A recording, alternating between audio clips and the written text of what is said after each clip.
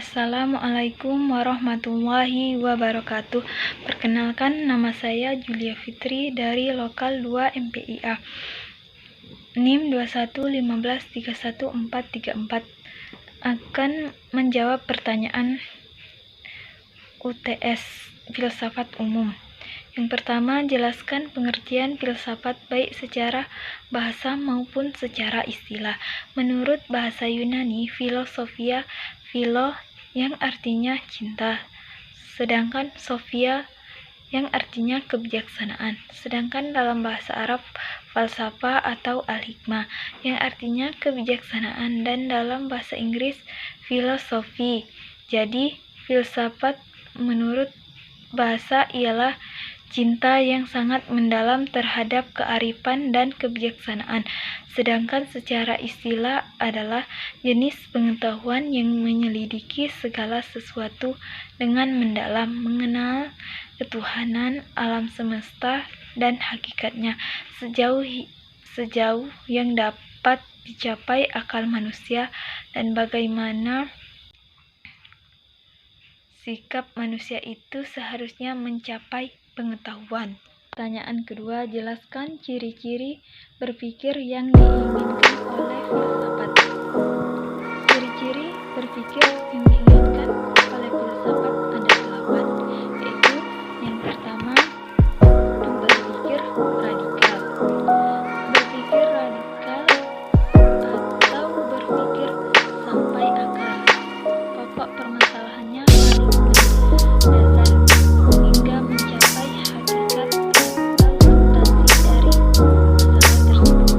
Kedua, berpikir universal, artinya pemikiran filsafat menyangkut permasalahan manusia, bahwa persoalan yang dihadapi terjadi di setiap orang. Tiga, berpikir konseptual, yakni hasil dari generalisasi atau abstraksi pengalaman manusia. Keempat, berpikir koheren dan konsisten, berarti sesuai dengan kaidah. Berpikir logis, tidak termasuk dengan akal.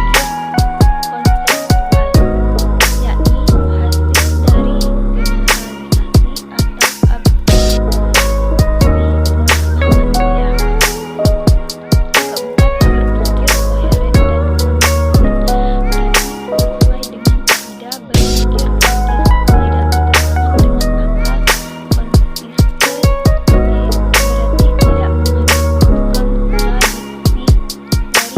sistematis. Berpikir sistematis artinya berpendapat yang diuraikan harus saling berhubungan secara teratur dan terkandung adanya maksud dan tujuan tertentu. Keenam, berpikir komprehensif yang artinya menyangkut atau menyeluruh, usaha untuk menjelaskan suatu permasalahan secara keseluruhan, tuntas, tidak hanya dalam bentuk kepingan atau bagian saja. 7.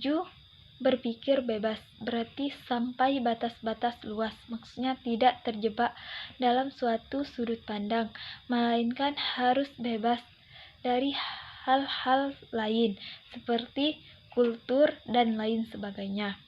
Kedelapan, bertanggung jawab, artinya seorang yang berfilsafat adalah orang yang berpikir, berpendapat, sekaligus berani mempertanggungjawabkan hasil apapun. Pertanyaan ketiga, Anda ceritakan secara singkat, tepat, dan sistematis kronologis lahirnya filsafat. Kelahiran pemikiran filsafat diawali pada abad ke-6 sebelum Masehi, ditandai oleh runtuhnya mite-mite dan dongeng-dongeng yang selama ini menjadi pembenaran filosof yang mengembangkan gejala alam. Filsafat Yunani telah berhasil mematahkan berbagai mitos tentang kejadian dan asal-usul alam semesta. Cara berpikir ini langsung sampai abad ke-6 sebelum Masehi. Sedang abad ke-6 sebelum Masehi, orang mulai mencari tentang asal-usul dan kejadian alam semesta. Filsafat pada zaman Yunani yang begitu ramai dipersoalkan sepanjang sejarah, yaitu Sokrates pada masa pertengahan ini. Terdapat periode yang membuat perkembangan filsafat tidak terjangkau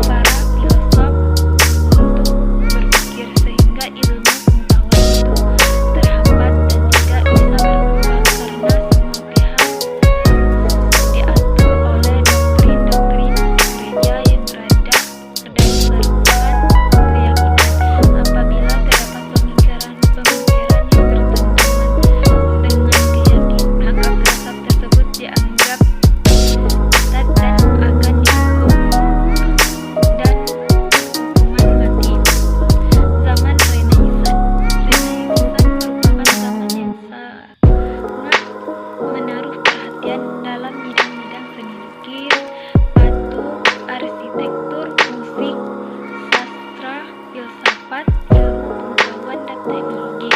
Zaman ini manusia mulai berpikir secara baru dan secara angsur-angsur melepaskan diri dari otoritas kekuasaan gereja yang selama ini membatasi manusia dalam mengembangkan pendapat, kebenaran filsafat, dan ilmu pengetahuan. Proses melahirkan kembali terjadi pada abad ke-15 dan abad ke-16 dan melahirkan kembali kebudayaan Yunani dan Romawi kuno. Ini adalah orang-orang biasa disebut kaum humanis. Pertanyaan keempat, jelaskan apa dampak dan kontribusi yang telah diberikan oleh filsafat sejak filsafat itu lahir dan berkembang sampai saat ini.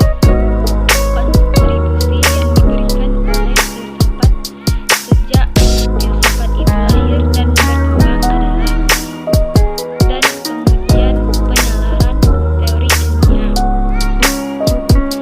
Filsafat sangat penting peranannya dalam penalaran manusia guna membangun ilmu pengetahuan dan mengkaji semua tentang hakikat ilmu.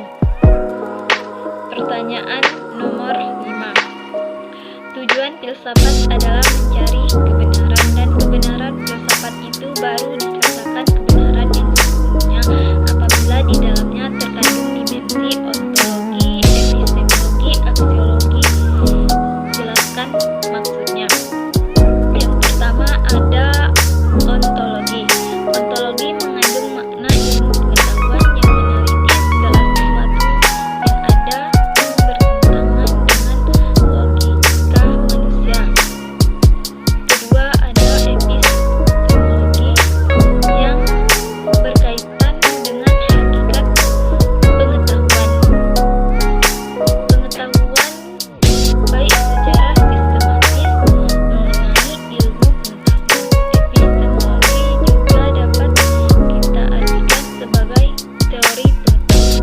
Objek yang membenarkan material epistemologi adalah pengetahuan, sedangkan objek formal epistemologi adalah hakikat pengetahuan. Ketiga, ada aksiologi. Aksiologi merupakan cabang filsafat yang mempertanyakan bagaimana manusia itu menggunakan ilmunya. Aksiologi juga dipahami sebagai teori nilai, yaitu teori nilai yang berkaitan dengan